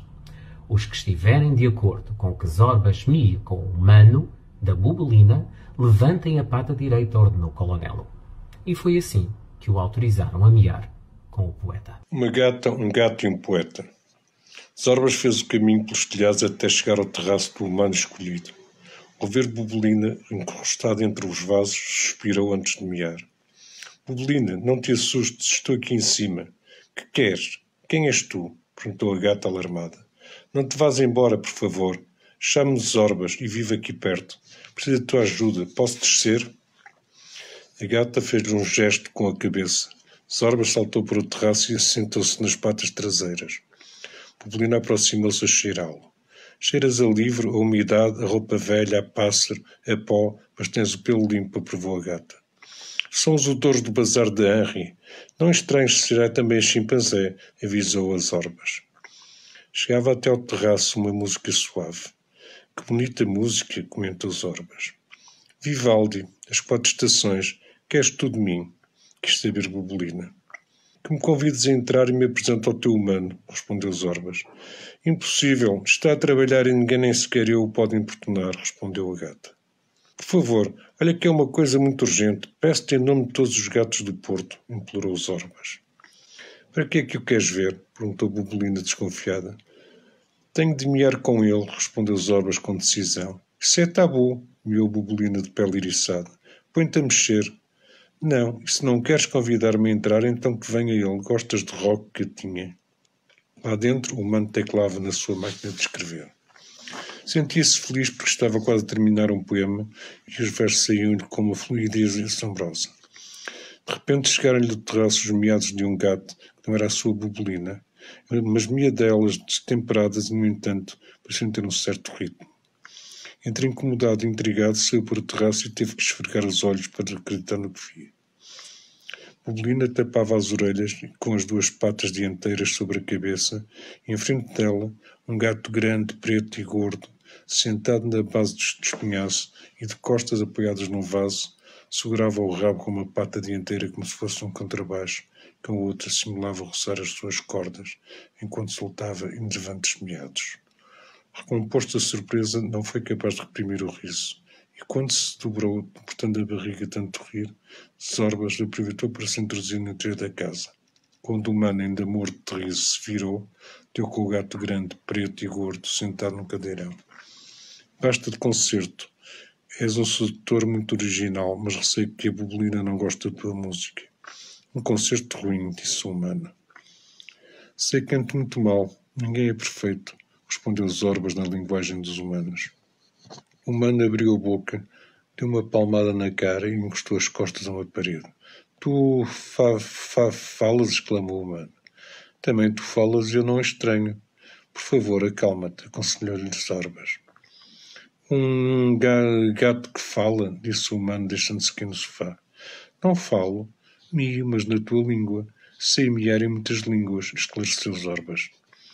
O humano levou as mãos à cabeça e tapou os olhos, enquanto repetia. É do cansaço, é do cansaço. Ao retirar as mãos, o gato grande, preto e gordo continuava no cadeirão. Olha pela janela, gato. Olha para o céu. Que vês?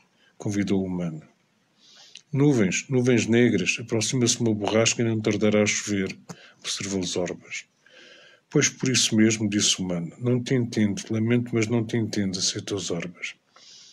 Então o humano foi até à secretária, pegou num livro e procurou entre as páginas. Ouve, gato, vou ler-te um texto de um poeta chamado Bernardo Atchaga, uns versos de um poema intitulado As Gaivotas. Mas o seu pequeno coração, que é os equilibristas, por nada suspira tanto como por essa chuva tonta. Quase sempre traz vento, quase sempre traz sol. Entendo. Tenho a certeza de que podias ajudar-nos, semeou Zorbas saltando de cadeirão. Combinaram reunir-se à meia-noite, diante da porta do bazar, e o gato grande, preto e gordo correu a informar os companheiros. Caía sobre Hamburgo uma espessa chuva e dos jardins elevava-se o aroma da terra úmida.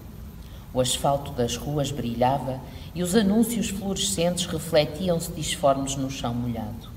Um homem, embrulhado numa gabardina, caminhava por uma rua solitária do Porto, dirigindo os seus passos para o bazar de Harry. Nem pensar, gritou o chimpanzé. Ainda que me cravem 50 garras no cu, não lhes abro a porta. Mas olha que ninguém tem a intenção de te fazer mal. Estamos a pedir-te um favor, e é tudo, miou Zorbas. O horário de abertura é das 9 da manhã às 6 da tarde. É o regulamento e tem de ser respeitado, guinchou Matias. Pelos bigodes da morsa, então não podes ser amável uma vez na vida, macaco? Miou Barlavento. Por favor, senhor macaco, grasnou Ditosa suplicante. Impossível! O regulamento proíbe-me de estender a mão e de correr o ferrolho que vocês, por não terem dedos, seus sacos de pulgas, não podem abrir, guinchou Matias com velhacaria. És um macaco terrível, terrível, miou sabe tudo. Está um humano lá fora a olhar para o relógio, miou o secretário que espreitava por uma janela. É o poeta, não há tempo a perder, miou Zorbas, correndo a toda a velocidade para a janela. Os sinos da igreja de São Miguel começaram a tanger as 12 badaladas da meia-noite e um ruído de vidros partidos sobressaltou o humano. O gato grande, preto e gordo caiu na rua no meio de uma chuva de estilhaços, mas pôs-se de pé sem se preocupar com as feridas na cabeça e saltou outra vez para a janela por onde havia saído. O humano aproximou-se no preciso momento em que uma gaivota era levantada por vários gatos até ao peitoril. Atrás dos gatos, um chimpanzé punha as mãos na cara tentando tapar os olhos, os ouvidos e a boca ao mesmo tempo. Pega nela, cuidado para não se ferir nos vidros, miou Zorbas. Venham cá os dois, respondeu o humano, tomando-os nos braços. O humano afastou-se pressurosamente da janela do bazar. Debaixo da gabardina levava um gato grande, preto e gordo e uma gaivota de penas cor de prata. Canalhas! Bandidos! Hão de pagar por isto! Guinchou o chimpanzé. Foi o que estavas a pedir. E sabes o que o Harry vai pensar amanhã de manhã? Que foste tu que partiste o vidro, miou o secretário.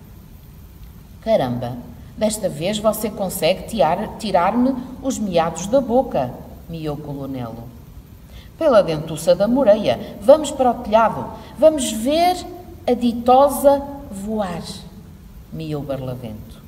O gato grande, preto e gordo e a gaivota iam muito comodamente debaixo da gabardina, sentindo o calor do corpo do humano que caminhava com passos rápidos e seguros.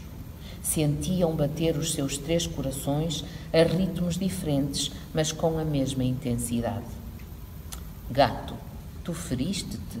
Perguntou o humano ao ver umas manchas de sangue nas bandas da gabardina. Não tem importância. Aonde vamos? Perguntou Zorbas. Tu entendes o humano? Grasnou Ditosa. Entendo. E ele é uma pessoa boa que te vai ajudar a voar, garantiu-lhe Zorbas. Entendes a gaivota? Perguntou o humano.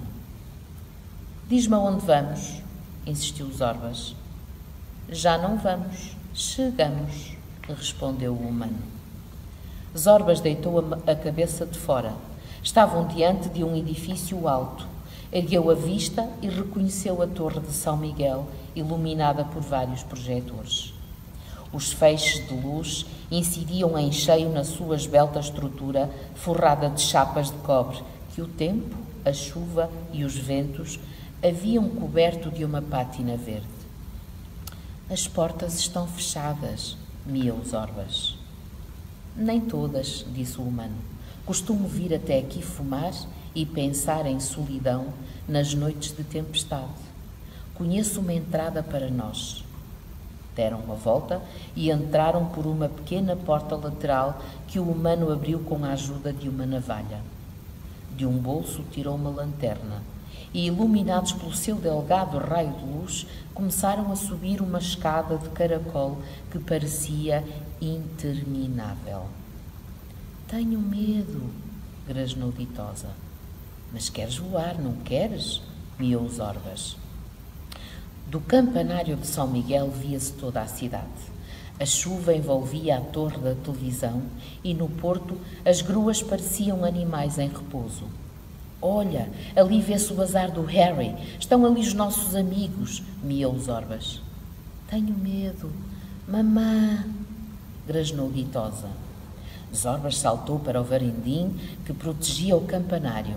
Lá embaixo os automóveis moviam-se como insetos de olhos brilhantes. O humano colocou a gaivota nas mãos. Não, tenho medo! Zorbas! Zorbas!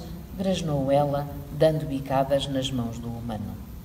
Espera, deixa-a no varandim, miou Zorbas. Não estava a pensar atirá-la, disse o humano. Vais voar, ditosa. Respira. Sente a chuva. É água. Na tua vida terás muitos motivos para seres feliz. Um deles chama-se água. Outro chama-se vento. Outro chama-se sol e chega sempre como recompensa depois da chuva. Sente a chuva. Abra as asas, miou Zorbas. A gaivota estendeu as asas. Os projetores banhavam-na de luz e a chuva salpicava-lhe as penas de pérolas. O humano e o gato viram-na erguer a cabeça de olhos fechados. A chuva, a água, gosto, grasnou.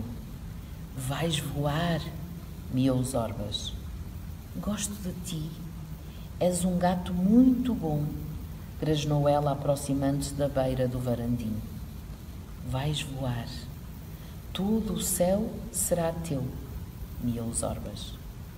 Nunca te esquecerei, nem aos outros gatos, grasnou, já com metade das patas de fora do varandim, porque, como diziam os versos de Atchaga, o seu pequeno coração era o dos equilibristas.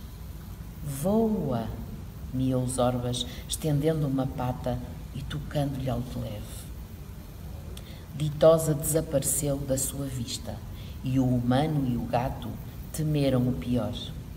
Caíra como uma pedra, com a respiração em suspenso, assomaram as cabeças por cima do varandim e viram-na, então, batendo as asas, sobrevoando o parque de estacionamento e depois seguiram-lhe o voo até às alturas, até mais além do catavento de ouro que coroava a singular beleza de São Miguel. Ditosa voava solitária na noite de Hamburgo. Afastava-se batendo as asas energicamente até se elevar sobre as gruas do porto, sobre os mastros dos barcos e depois regressava planando, rodando uma e outra vez em torno do campanário da igreja. Estou a voar! Zorbas! Sei voar! Grasnava ela eufórica, lá na vastidão do céu cinzento. O humano acariciou o lombo do gato. Bem, gato, conseguimos, disse suspirando. Sim, à beira do vazio, compreendeu o mais importante, miou Zorbas. Ah, sim. E o que é que ela compreendeu? Perguntou o humano. Que só voa quem se atreve a fazê-lo, miou Zorbas. Suponho que agora te estorva a minha companhia. Espero-te lá embaixo, despediu-se o humano. Zorbas permaneceu ali a contemplá-la, até que não soube se foram as gotas de chuva ou as lágrimas que lhe embaciaram os olhos amarelos de gato grande, preto e gordo, de gato bom, de gato nobre, de gato do Porto.